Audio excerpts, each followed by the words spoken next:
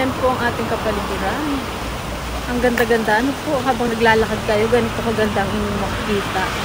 Tapos may kasama kayo. Ay, naku, talaga naman po perfect.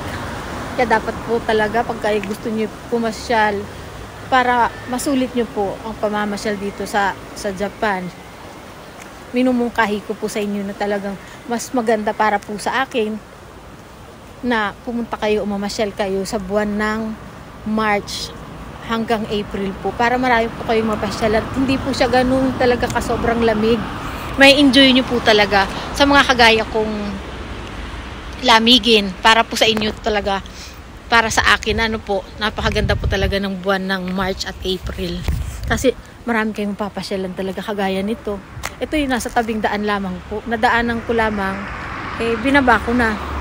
Nagharap ako ng parkingan ng sasakyan natin para may pakita ko po sa inyo kung gaano po talaga siya kaganda.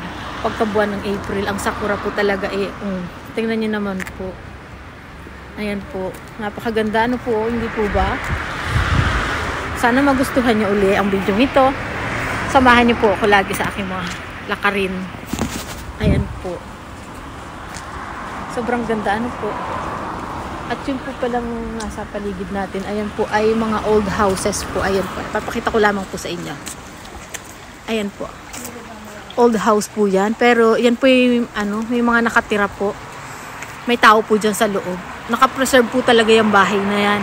Para po sa atin sa Pilipinas, may ganyan din po. Parang sa Bigan. Hindi po ba? Ganyan. Ganyan po siya. Maraming salamat po sa panunood. Sana po sa bidyong ito ay nasayahan muli kayo. Hanggang sa mga susunod po nating video. Maraming salamat po. Thank you so much po. Ingat po tayong palagi. God bless po. Hanggang sa susunod. Bye.